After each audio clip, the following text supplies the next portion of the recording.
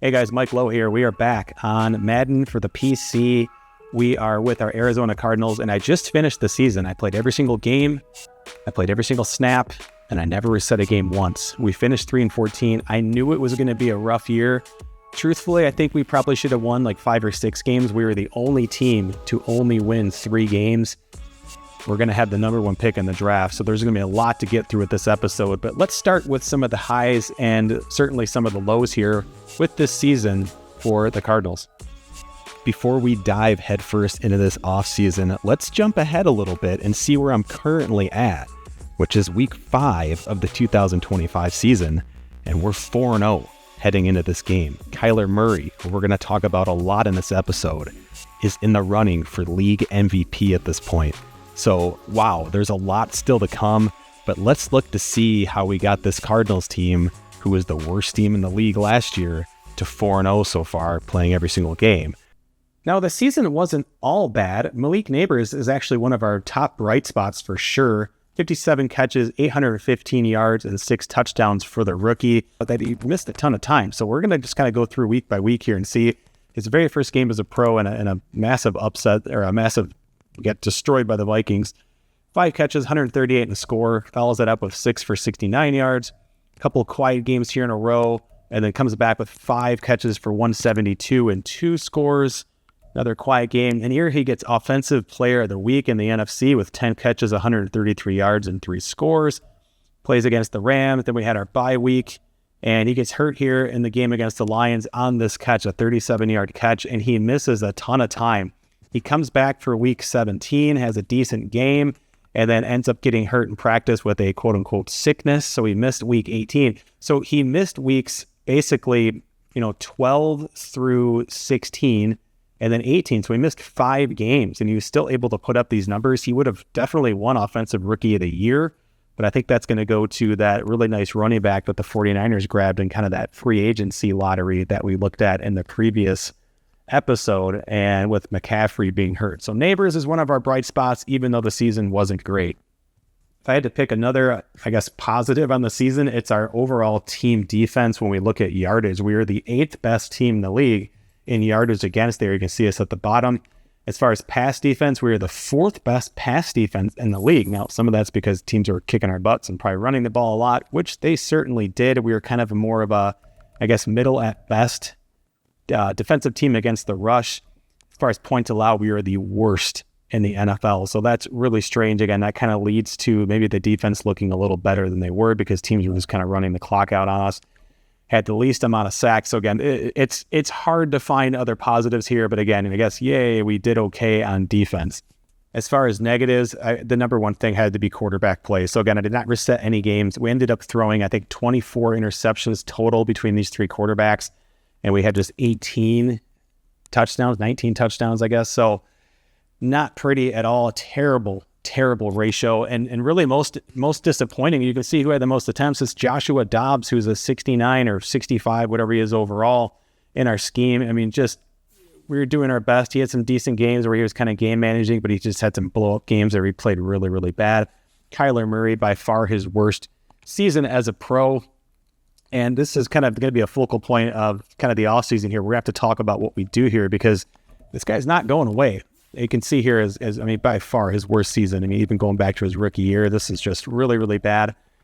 But he's just not staying healthy. Look at these attempts the last 2 years under 300.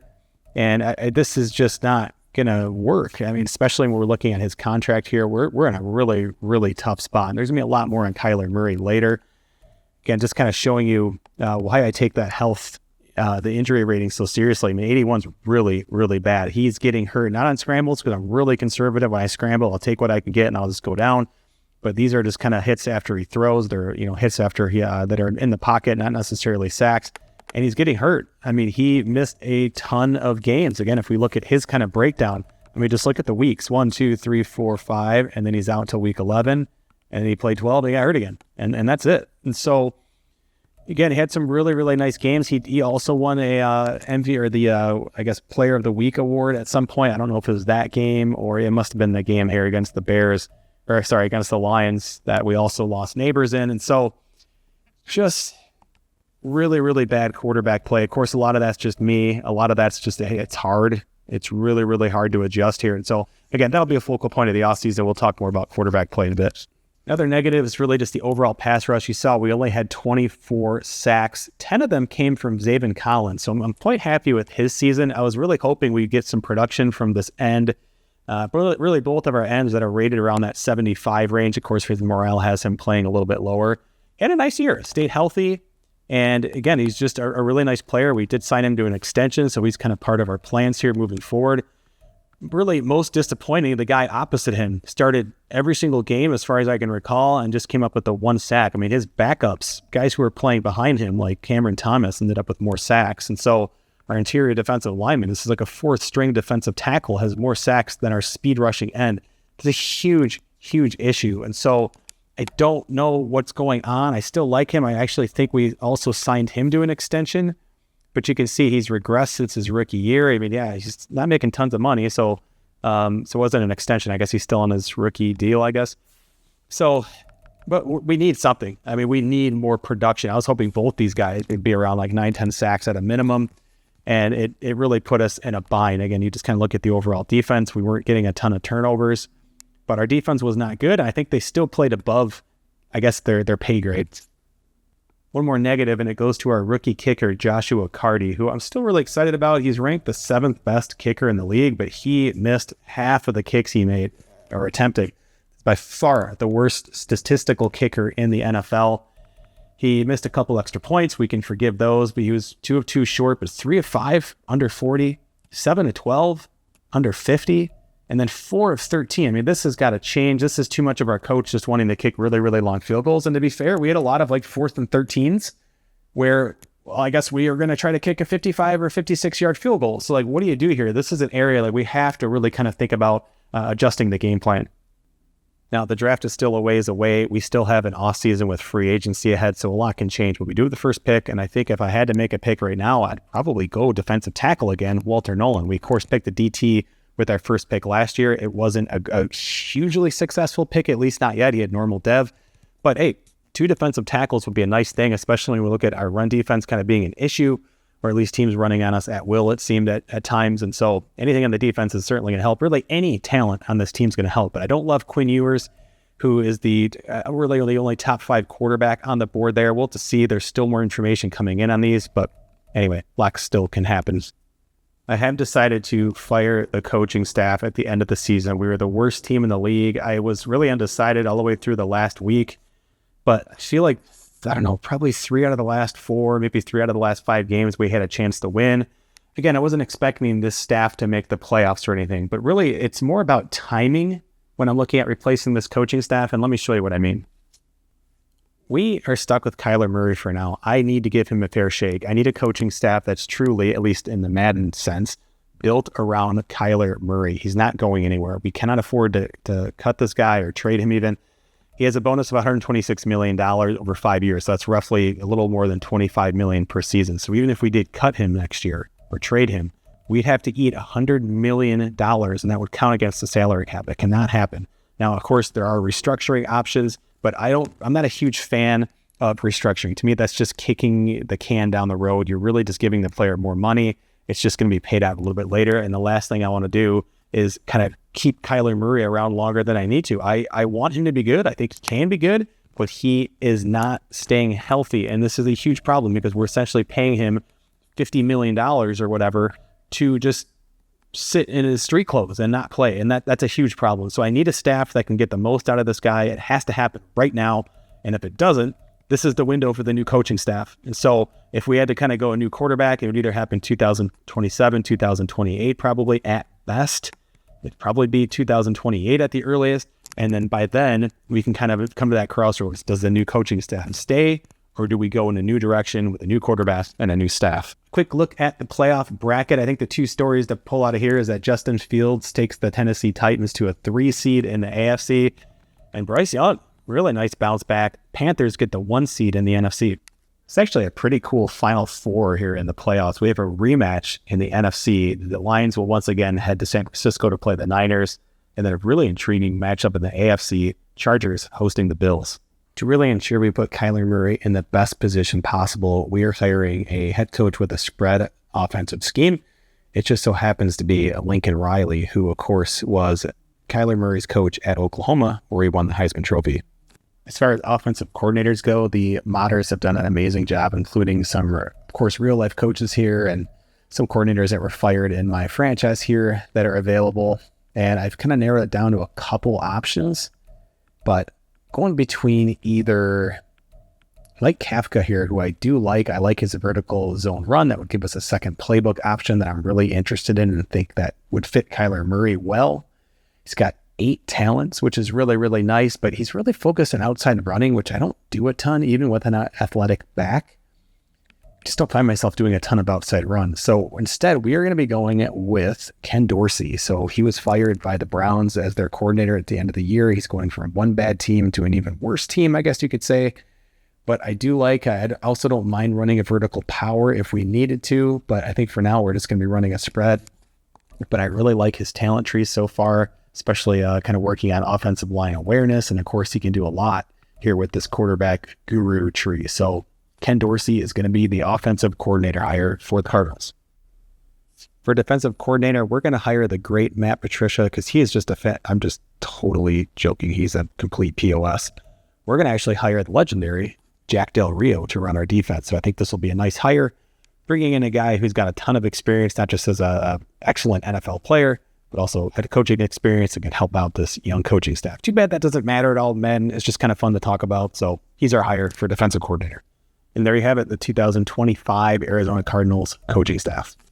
2 guys from the Cardinals make the Pro Bowl team, and they're both on defense. It's going to be linebacker Isaiah Simmons, who, of course, we brought back as a free agent, and then Budda Baker, who we did sign to an extension. I don't think I mentioned that yet. NFC Offensive Rookie of the Year is really only the award that we were close to winning. Neighbors comes in second. Again, missed a ton of time, but he loses out to the undrafted rookie running back, Emani Bailey, who filled in a lot of the season for McCaffrey. Another cool little side story with the awards is Jim Harbaugh wins the Coach of the Year. He, of course, has taken the Chargers to the Super Bowl, and I can't think of a real-life situation where a college coach has won the national championship, gone to the pros, won Coach of the Year, and has made it to the Super Bowl. And as we put a cap on the 2024 season, there it is. Chargers win the Super Bowl 41-15 over the 49ers. You can see the award winners as well, but it's time to jump into the offseason. So heading into free agency, I'm looking to free up a little bit of money and really just kind of evaluating players that I think maybe really aren't worth what they're being paid. DJ Humphries is one of those players. He's not a bad player. I even considered moving him back to tackle because, he has some really nice ratings and whatnot. The challenge with this guy is just how much damn money he makes. And it's, he's making $23 million.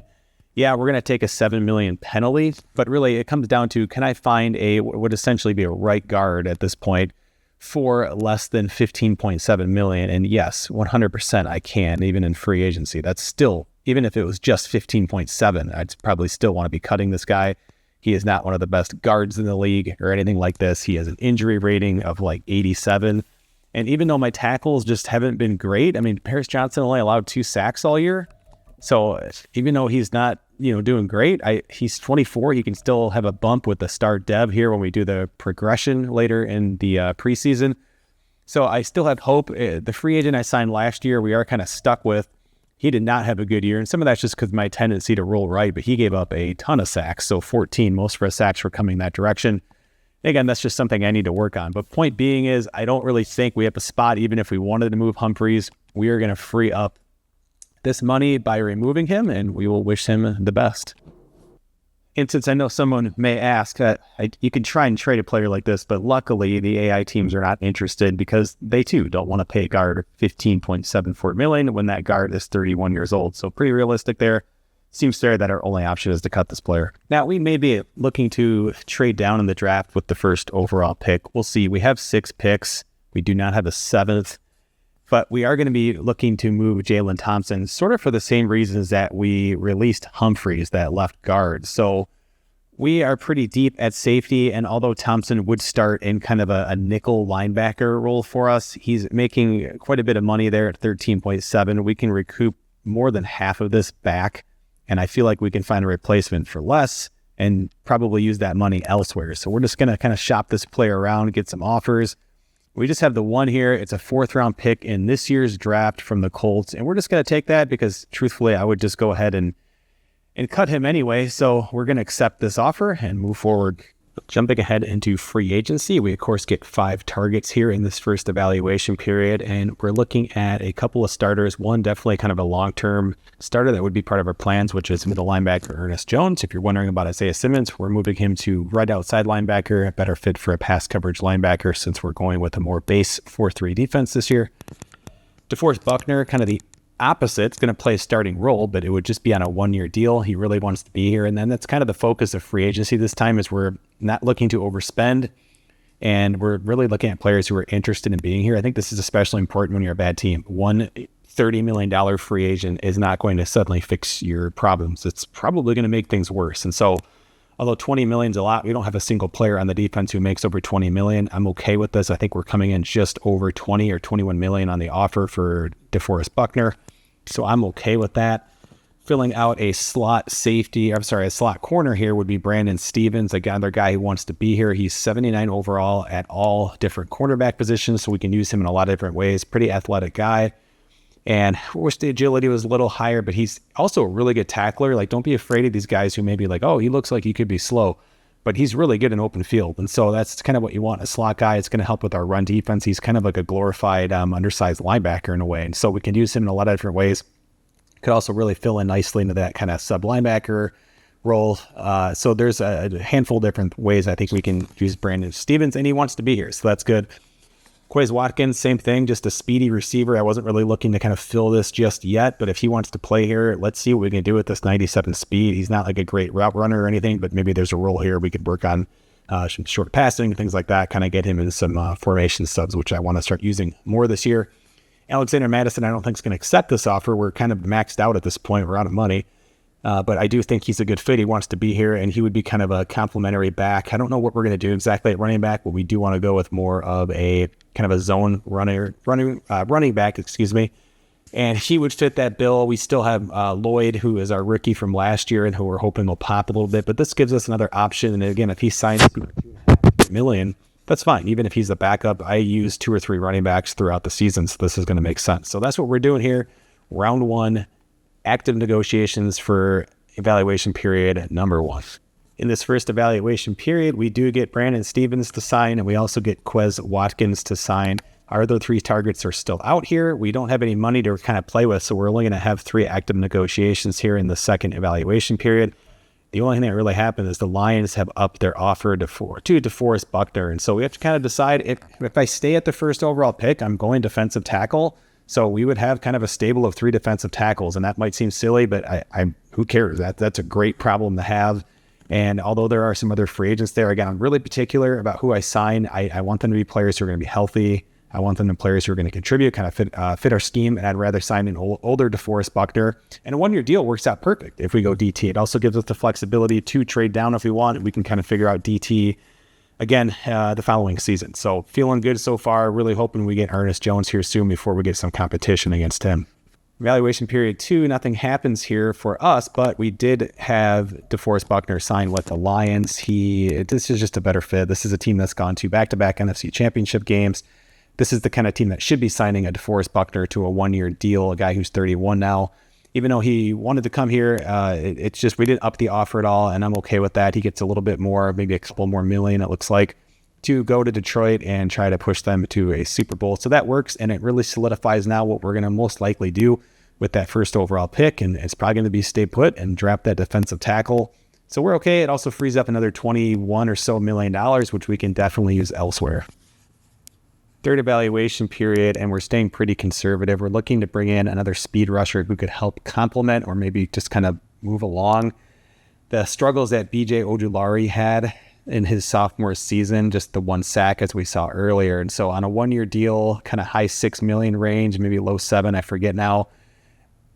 Corwakwanwo, however you say his name, would be coming in here to, again, at least be a guy we could bring in on third down, kind of provide some speed rush. And I think along with the rookie defensive tackle and then the second-year defensive tackle who hopefully gets a nice bump, we should start seeing some of that defensive line open up. It's super necessary in the defense we run. I try not to blitz too much, and we really need to get pressure with those front four. So we'll see if he signs. Otherwise, we're fingers still crossed here on Ernest Jones, who would be a huge piece to add, and then Madison, who really could be a feature back for us this season. So we do get our defensive end, pretty happy about that, and we still have Jones and Madison just kind of waiting things out. No other teams interested. I guess this is what happens when you're a bad team. But we still have $13.1 million to spend, but I don't feel like we need to spend it. Of course, this is still saving some money that you don't see on the screen for the draft, and there's always going to be players later on, and so I don't need to spend every single dollar. We will have some holes. We'll know a little bit more after the draft, but try to take the approach of kind of pre-draft, fill as many holes as we can, and just try to go into the draft very, very few holes, if any, and then we can kind of just pick best player available, and then whatever's left there, we'll still have some money to play with. I think we're just about set here with free agency. We do get Ernest Jones to sign.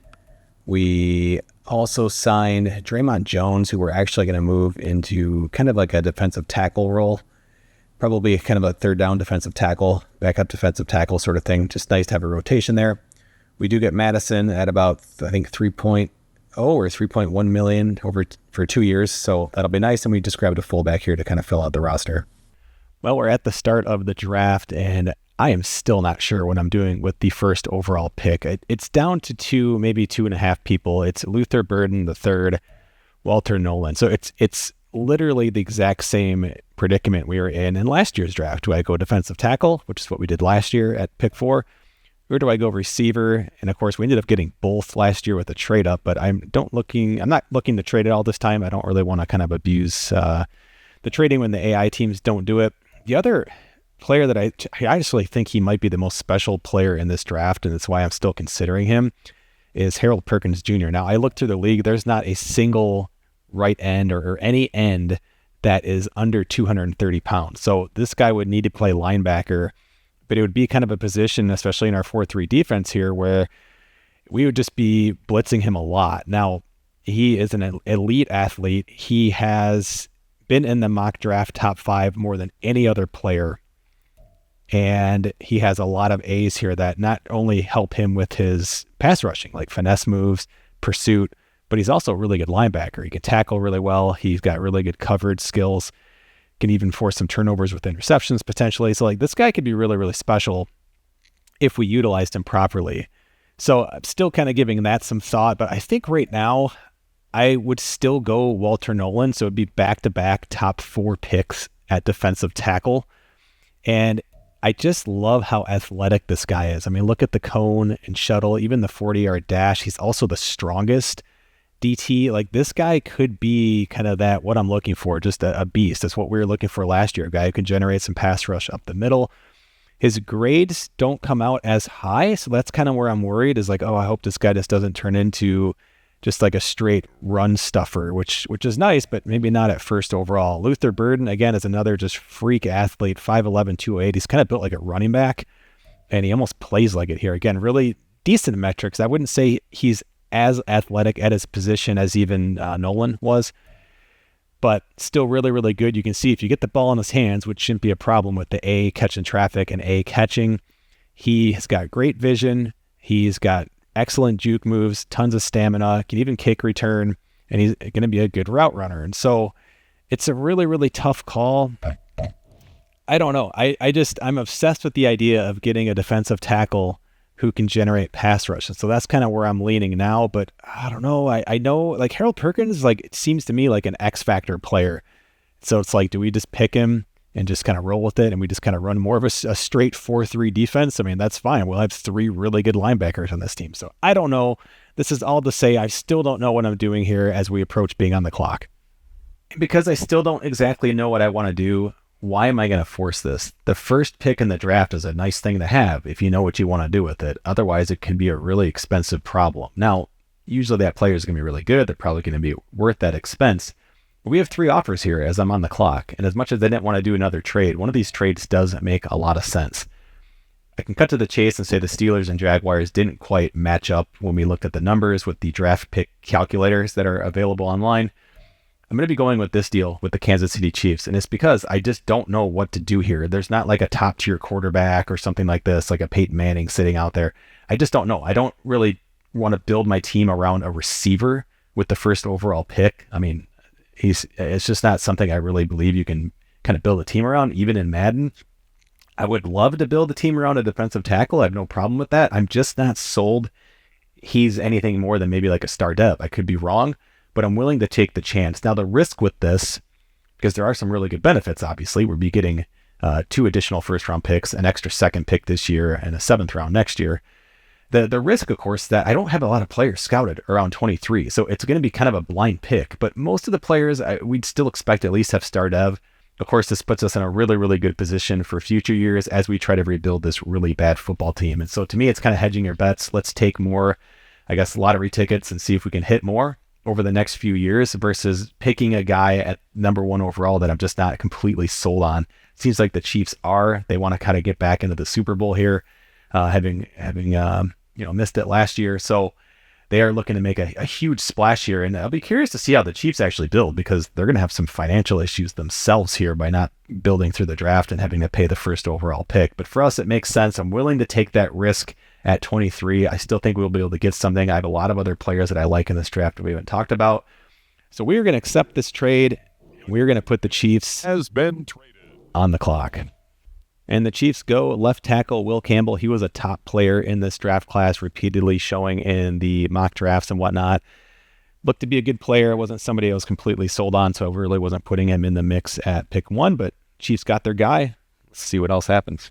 The Colts have had a really interesting offseason. They have signed a lot of really good defensive players. They add to it here with that outside linebacker, Harold Perkins Jr., that we were looking at earlier.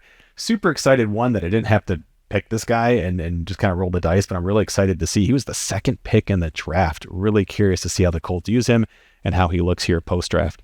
Obviously, I'm going to really like the Giants pick here. Luther Burden III is one of the guys we're looking at first overall. He goes 3rd overall to the New York Giants. The only really top 5 quarterback that was in this draft class was Quinn Ewers, and he goes to the Browns, who have Deshaun Watson, but he has regressed to a 70 overall. He's 29 years old now. I did use the regression tool. I'll talk more about that later in the video if I remember to record that segment, but it makes a lot of sense here. Browns are just able to sit tight, and they get the quarterback. Tampa Bay Bucks at pick 5, they get Danny Dennis Sutton, defensive end that I was actually hoping would fall to pick 23 or something like that. He was a guy I did like in this draft. It's really interesting. I'm really starting to feel good about making this trade, because the guy we were going to take number 1 overall, the defensive tackle, is still on the clock here going into pick 6. So I don't know. Is there something that the other teams know that we did not know? Wow, Dolphins go interesting pick here. Tua Tagovailoa, by the way, is still an unrestricted free agent. No one has signed him. I think he's going to be available after the free agency, after the draft, which will be really interesting. But they go Carson Beck, quarterback Georgia. That was I believe, a huge reach for them. So let's see what the Bengals do. All right, so there goes Walter Nolan. He goes 7th. We were going to pick him first. He goes to the Bengals, defensive tackle. So again, we'll have to just kind of see what we passed on, but I'm still feeling pretty comfortable seeing how he did seem to slide a little bit in this draft. I really like this pick by the Bears. Mlaki Starks, I think is how you say his name, is a really good safety in this draft class, it looks like. I don't think I would have picked him 8th overall, but I think they're getting a really nice player. Ravens go defensive end Michael Williams. Nice pick out of Georgia. Our first cornerback is now off the board. Will Johnson out of Michigan goes to the Atlanta Falcons with pick number 10. With pick number 11, the Saints go left end JT Tuimoloau, is I think how you'd say that name, out of Ohio State. I believe he's a power rusher. Jaguars go Kelvin Banks Jr., who is a player that shot up the draft board. He was slotted in one of the mock drafts. I think the most recent to be the top pick by us. So really curious to see. This guy might be X Factor sort of thing. He looks really special. Definitely a guy I want to check on post-draft. There's some really nice linebackers in this draft class, and some guys that can just straight up play linebacker. Abdul Carter was one of those guys. Outside linebacker at Penn State goes to the Washington Commanders. We have some teams really desperate for quarterbacks here. Cam Ward now goes to the LA Rams. Of course, have an aging Matthew Stafford on the roster, a quarterback out of Miami. There's only one other quarterback that I really liked in this class, and it's Sheeter Sanders. He's still there. It's a possibility for us at 23, and I'll explain why if it gets to that, but really surprised at some of the quarterbacks. I don't think these guys are going to be terrible or anything, but they weren't even on my radar, and mostly because of the traits that they showed. They were kind of really bad quarterbacks with like pressure in their face and that sort of thing. And that's a big no-no for me in Madden. Next pick is Arkansas defensive end Landon Jackson. He goes to the Broncos at pick 15. And there goes, I think it's Shadir Sanders. I probably said that wrong earlier. He goes to the Raiders at pick 16. I like him. I think he could be the best quarterback in this draft, so we'll have to see. It's been quite a few of defensive ends picks so far. Derek Moore out of Michigan. It goes to the Seahawks at pick 17. We have our second cornerback off the board. It's Texans taking Travis Hunter out of Colorado at pick 18. So we're 5 picks away from when the Cardinals are going to be on the clock, and this is what my draft board looks like. Now, I will not be taking one of these running backs just yet because although we've unlocked that they are a first-round talent, I want to try to kind of pick them more when they are on the kind of their scheduled draft area. But rest assured, we're going to get one of these running backs for sure. Should be getting a really nice running back. So scouts did a really good job of uncovering some guys, even a guy that's, a UDFA projection. So we'll be able to get somebody here. Definitely want to get an Elusa back, but we might actually grab one of these power backs even later, especially now that we have an extra draft pick here in the draft. So kind of skipping down past them, this is kind of what we're looking at. So we have this is in order of position. This is not like an actual order. I do have them in order by just kind of their projections. So we have some receivers. Still got Mason Graham, who would be a safe pick for me because it's a position of need for sure, but he's the only guy that I have who's fully scouted with a round 1 grade. So if he falls, that could be a really easy pick for us. Again, he was even a consideration, not at the first overall, but just being my top defensive tackle. So I would be pretty happy with that. And then we have a cornerback. So it's kind of looking like we'd still be picking either receiver or defensive tackle at this point. We have 1, 2, 3, 4 players there with 5 picks to go. Otherwise, we'd be kind of dropping into, this round 1-2 range. I don't have any quarterbacks, by the way, on my entire board because Shadir Sanders was the only one. But we'd be kind of, again, skipping on the running backs here with this round 1-2 because there's a lot of other guys higher up that I think we can get later in the draft. And so if we wanted to kind of delve into the round 1-2 projection, which sometimes they could be better, we still have receiver. If we have defensive tackle, probably don't need a middle linebacker, but again, drafting best available player here, more corners, safety. So yeah, I mean, we're in a pretty good spot. Like I unless these 4 guys go right in order, like the 3 receivers and the defensive tackle, or I'm sorry, the 2 receivers, defensive tackle, and a corner, we're going to get one of those guys. It's probably going to be a pretty easy pick at that point. But hopefully I didn't jinx myself because there goes Mason Graham with the very next pick, 19th overall. The Patriots go with the defensive tackle out of Michigan.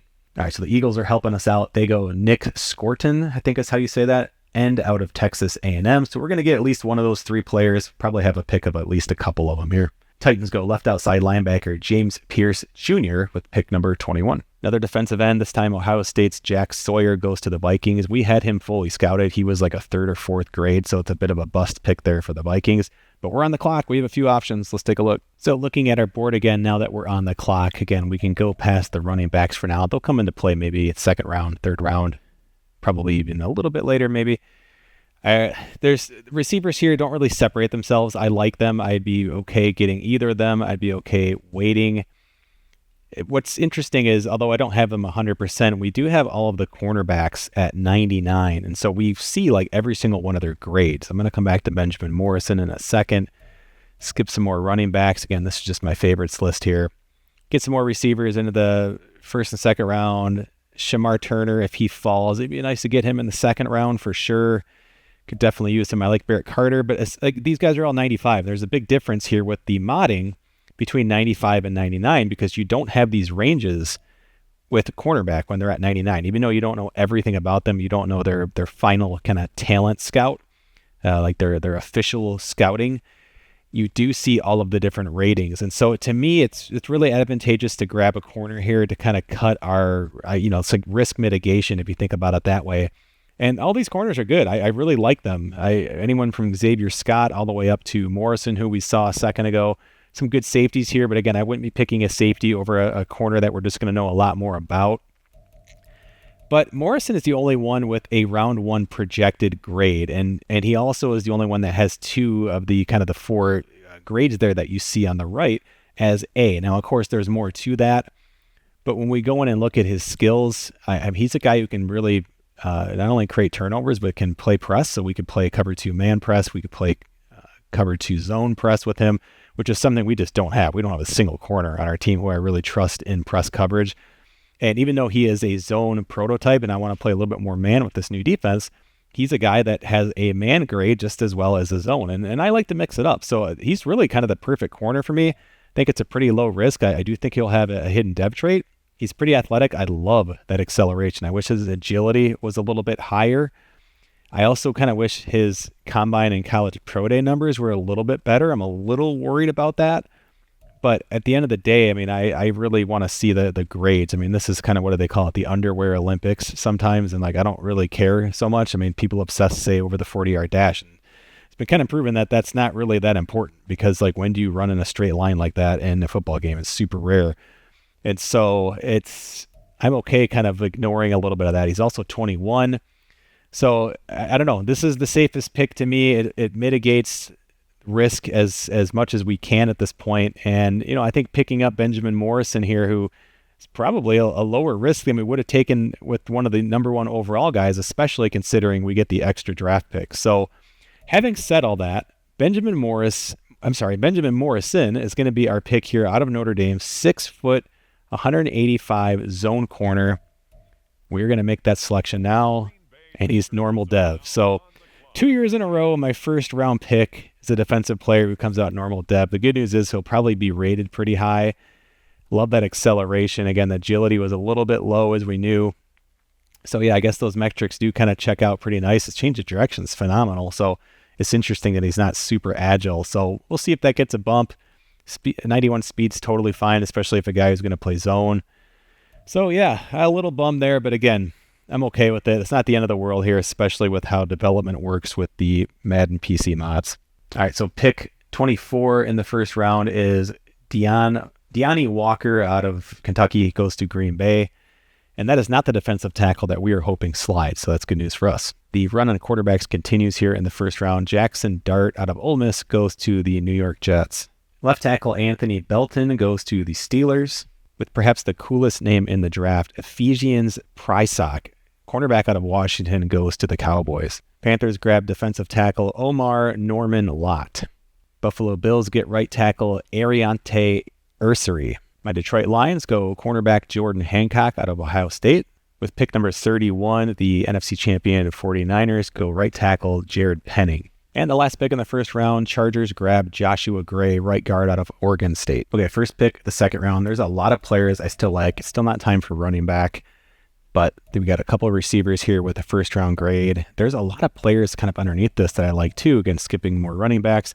Another receiver kind of the 1-2 range I like. The one defensive tackle that's left probably worth taking there. I like Barrett Carter as a kind of replacement for Isaiah Simmons after next year. I really like Xavier Scott. I know we just picked a corner, but he's kind of like the opposite of what we just picked. This guy checks a lot of boxes athletically. And again, has really, really nice grades. Of course, in hindsight now, I almost kind of regret maybe we should have taken a different player and taken Scott here. I don't really want to double dip. It's not that I want to take the best available player. And if I think it's Scott, I'm going to pick him. But I also have to be cognizant of he would be like our fifth corner at this point. And now granted, next year he wouldn't. He would, potentially be in the top 4, even in the top 3. But right now it's just, I don't know. It's an option. But to me, if he falls later in the second round, which these guys with 1-2 grades very well could, it's an option. I like Mukuba, I guess, this safety from Texas. Really like him. So we have a lot of players. And a lot of them have this kind of 1-2 grade. I even like an unscout, like a tight end that I don't even have on my board, the tight end from Michigan. Like him a lot. But the long and short is I'm going to just try to stick to just the overall talent here. And of course, there's a bit of a risk. But we are actually going to go with wide receiver J. Michael Sturdivant. I think is how you say his name. 6'2" playmaker. So he's got some size. He's got some athleticism, it seems.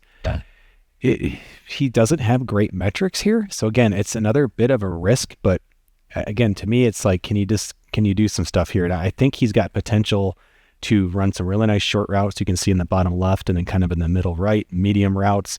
And I think he's going to have good hands. So I think he could be a guy that could help add some depth, maybe a possession receiver, but he looks like he could wear a few hats. He's got good size, again, playmaker. But I think it very well could be a bust pick, guys. He's got some kind of these, receiver kind of ratings here that scare me a little bit. Like he could just be a guy that just like, oh, every other team's passing on him. But with the first round grade, and there's a lot of other guys here that I do like. Again, like Shamar Turner, but he's either run stopping defensive tackle. I don't know. I'd still rather take my chances on the receiver being good.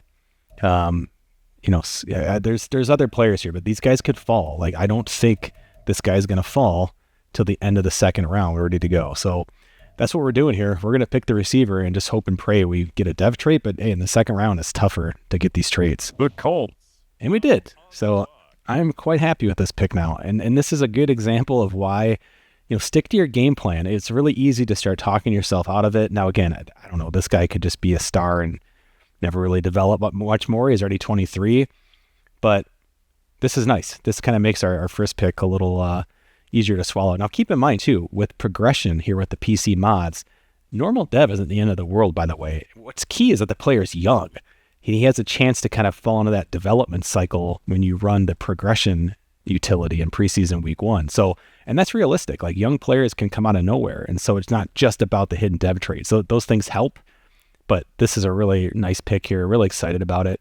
Again, lacks a little agility, 92 acceleration, solid, 93 speed. That's much better than I was thinking. And he's 6'2".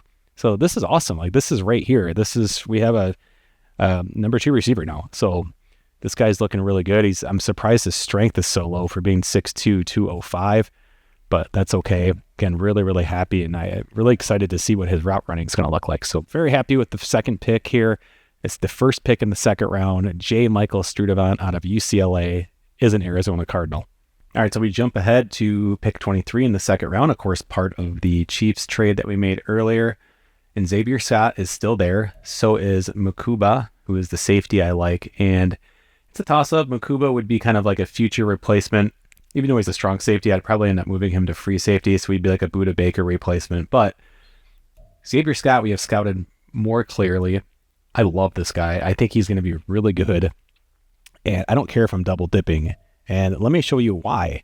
Now, on this page here, you'll see our team salaries. You won't see the rookie that we picked in the first round, but you will, of course, see the others.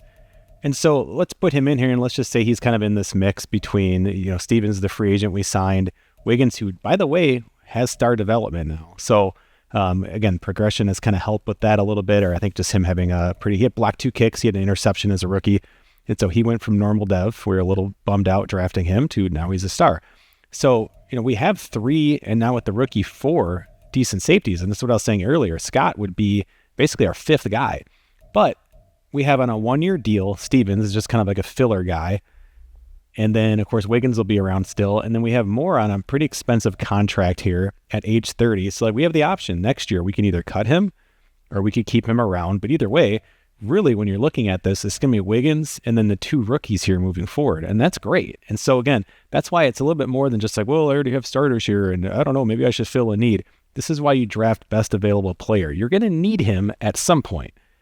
Always go best available player in almost every circumstance. Maybe if you have like a Patrick Mahomes, you don't need to go quarterback in the top 10 or something like that. But typically, best player available, you're going to help yourself a lot more than you'll ever hurt yourself.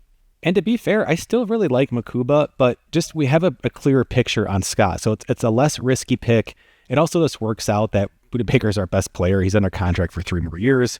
He is going to be 30. So again, I'm in the future here, so he's a little bit older in my league than he is in real life.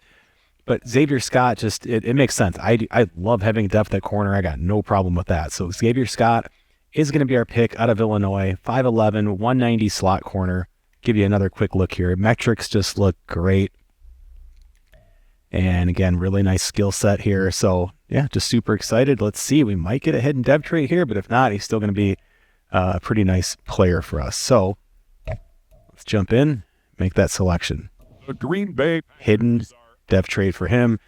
Having a pretty good draft so far. That's 2 hidden dev traits in the second round. Really, really pumped to see that.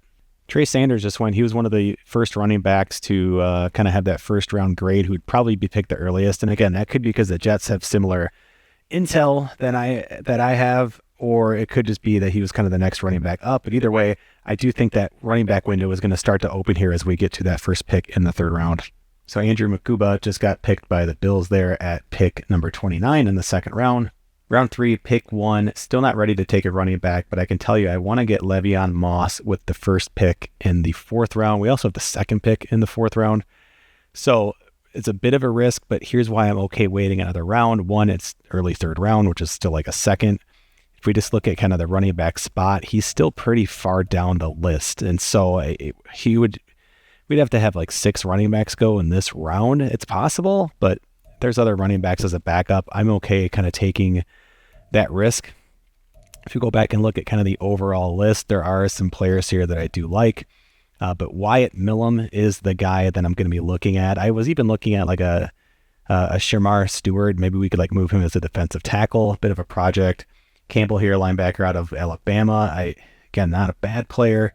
Still some decent corners. Safeties were okay. Sonny Styles is a safety. I could probably move the linebacker at 6'3", 230. But I think Wyatt Millum makes a lot of sense for us. We had a lot of problems at left tackle last year. I mean, our starter played okay, but he was hurt a lot. We were playing like 35, 36-year-old backups there off of free agency, like multiple times throughout the season for like stretches of like 3 or 4 games. And so it never hurts. I don't love our left tackle. He actually played better than I thought he would. But it gives us a little bit of wiggle room. I think he kind of grades out pretty nice too. He's a power blocker, but I honestly think he'll be really close to a pass blocking because of like you see like his speed and stuff like this. He's a little bit leaner at 6'6". And if you look at kind of his finesse blocking, it is better than the power blocking typically. At least we think with the ranges given there. So that kind of leads me to believe like he'll be a really good pass blocking left tackle, which is kind of what we're looking for. Having said all that, I'm looking at even players that I don't have on my board as we get into the 3rd round here. You're willing to roll the dice a little bit more. And we have Antoine Powell Ryland Jr. out of Virginia Tech, who is a projected 1st or 2nd round pick. He has fallen. And I think he could really just be kind of a situational pass rusher, which we could certainly use as a speed rusher for sure. And keep in mind, these are linebacker ratings here. So elite acceleration, good agility, elite jumping, elite speed, great strength. So the strength will probably get a little bit weaker. But like this guy could be kind of a freak coming off the edge. And if you look at kind of that A to C range, check out what pops. Finesse moves, pursuit, play recognition. Like this guy might be able to really, at the very least, come in on 3rd downs and be a pass rusher. He's a tad undersized. I wish he was like maybe an inch taller. But keep in mind, Micah Parsons is 6'3", so he is really just not. He's kind of that size. He's just right around there. So again, very very situational. Probably not a guy you want in there on like 3rd and short kind of thing where teams gonna maybe run at him.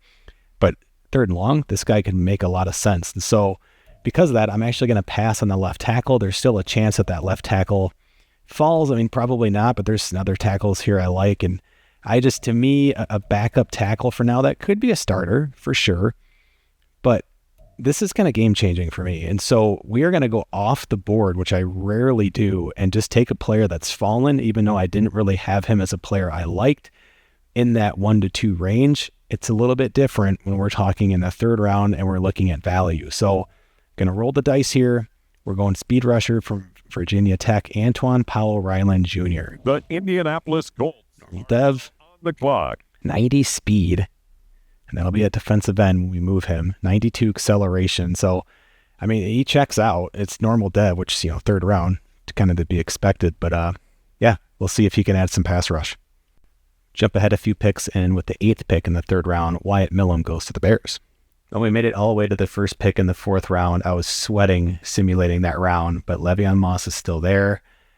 I don't care. We're picking him. This is a great value. It's within the day 3 range now, which of course starts with round 4. And could we push it a little bit and we go to the 5th round? Maybe, but I'm not. We're taking him. He has a 1st round grade, not a 1-2, 1st round. So this is the guy who could be like a top 15, top 20 pick in this draft. He's going to come in with a high rating. It could be normal dev still. Again, the way the PC mods work here, the running backs come in rated higher, but maybe don't always pop as like superstars, obviously. But this is awesome value. We still have the pick after this as well. But this is really, really simple. We're going to be going Le'Veon Moss, and just to kind of show you how he looks here, running back out of Texas A&M, 22. He's an elusive back, but you're going to quickly see that he's also kind of a power back, which I love. Covets ball security, that's really big. Fights for every yard. That's 2 things I absolutely want. in a running back. And I really love look at all the single digits. Loving that. Loving that. And look at this. Look how many A's pop here, including a lot of strength ones like break tackle. Look at the medium route. Like, this guy is like all-purpose back, stiff arm, trucking. I mean, this is wild. Like, he looks more like a power back than anything, but really excited to see this. Like, this guy could be a really, really nice player for us. So this is one of the easiest picks I've had, and hopefully it looks like this is slowly turning into one of the better Madden drafts I've had. So he is normal dev. It's not a huge surprise, as I mentioned, but he will be rated probably like 75, 76, I'm betting, out the gate, and can right away. He will be an impact rookie for us. So the second pick in the 4th round, and we have 3 picks left, by the way, which you can see on the left there. They're almost kind of like up around if you think about it. Like, this is kind of like a late 3rd, and then of course the 5th becomes a late 4th, and so on. And I might be going out of bounds here a little bit again. I do have a handful of players that I'm interested in. So we still might grab another running back, like maybe a power back or even another elusive back if they're there. But that would be with the 6th round pick. And it's just, if there's really nothing else there, hey, we'll double dip. These are really, really good players that are probably going to be there. So at least Darius Hale will be. Looking through this list again, I think we're pretty good at receiver corner just because that we're young there. So again, as much as I talked earlier about, like, don't worry about, depth charts and things like this, it's a little bit different when you have a bunch of young, pretty good players, because I mean, really, there's nowhere for these guys to go unless they just suddenly shoot to the sky, which probably isn't going to happen here with a 4th round pick. So I'm kind of skipping over corner and receiver. I really like Jelon Walker, but keep in mind that he is fully rated as a 3rd, 4th round. So you're getting value here, and he looks pretty good. Like, he's a guy you could probably play right away. Pretty athletic guy. And he's got some really, really nice boxes that he's checked here. And, it'd be different, obviously, of course, if it was rated a little bit higher than a 3-4. I'm torn because, like, I think he can play, but I also worry I'm going to pick him and he's just like a 65 or 66. And it's like, oh, okay, well, shoot, maybe I should have done something different. And so I want to get more youth at the defensive tackle position. So we have another player who's kind of fallen here. Now, I don't think he's anything more than really just a run blocking defensive tackle, and at 299 he's even a little undersized. I don't know. There's not a whole lot here that I'm like jumping up and down. I think he's fairly athletic though, but like looking here, it's like, okay, he's gonna have good stamina, he can make plays, he's gonna stay healthy, play recognition, hit power. Like, he's a run blocker. You can see the finesse moves is rough. Maybe we get lucky and power and block shedding kind of pop for him a little bit, but I'm not expecting a whole lot. But like, I'd rather roll the dice here at a position of mass importance for us. And we finally get a defensive tackle later in this draft. And it's really tough because, like, ideally I'd like to get all 3. I'd like to get him, and then I'd like to, with the next pick in the 5th round, get that linebacker I showed you and then grab a running back. Like, that's the dream scenario. And I think the only way that happens is if we do go and get Bear first, because again, like, looking at just kind of where we're at with all of these players here, I mean, he's the 4th left outside linebacker. Like, there's still a good chance. It was really close with the running back before we picked it. I mean, I think there was like 3 or 4 that got picked, so there's a chance. But again, it's around 3-4 talent. We're guaranteed to get value here. The defensive tackle, like, could be a bust. He really could be a 2nd round talent. I don't know. There's more risk reward here with Bear Alexander, but I'm willing to take it. And that's what we're going to do. We also need bodies here, and so I don't really mind kind of starting to kind of pick for depth too, because you save a lot of money versus having to go sign a free agent for way more money. Defensive tackle is really expensive in Madden. So having said all that, we're going to go USC defensive tackle Bear Alexander. We're going to hope that linebacker's there in the 5th round. Let's see what we got. New York Giants are now. Okay, so 87 strength. Yeah, this is a run stopping defensive tackle. That's kind of what we were expecting. Well, he almost made it, but at pick 26 in the 4th round, Jelon Walker gets picked by the Steelers. 2 picks to go, and we're going right off of the list this time. It came down to Caden Prieskorn, tight end out of Ole Miss, who I really like a lot. Had some really nice measurables, looks to be really athletic, really big player who can also block pretty well. But I think we only completed like 5, 6, or 7 passes to our backup tight end last year. Of course, Trey McBride's been a pretty good player for us. And we are pretty just thin at linebacker. And that's not the reason I'm picking Deshaun McCulloch here, but it's because I think he could end up being our third best linebacker right away and could certainly fill in for either of the starters that we have right now. And especially with Simmons being a free agent at the end of the year, if it gives us a pivot point. Now, again, it's a 5th round pick. Not expecting him to really compete with Isaiah Simmons here, but if he does pop, I think he's a guy that could fit here. So 22-year-old linebacker out of Oklahoma, really nice size, 6'4", 227. And again, pretty decent metrics there, pretty athletic guy. And again, just some really nice grades here that could certainly pop. And it was really close, but I just think I'd rather have I still run 4-3 sometimes, especially with our terrible run defense. And so I think this could be a decent pick here. Then we'll probably go running back with that last pick, but you never know. So let's see what we got. Normal dev, not a huge surprise, but 86 speed, 89 acceleration, pretty good there for a 5th round draft pick. Okay, so this is our last pick here, first pick in the 6th round, and it's going to be one of the 2 running backs. I thought I'd be going a power back because we already picked an elusive back, but if you remember, kind of the makeup of the back that we picked, Moss, was kind of more of a power back. So sitting here is Devin Neal, who we have scouted as a 1st round talent. And look at this athletic scope here. He's perhaps the fastest running back in the draft. You know I love the cone and shuttle drills.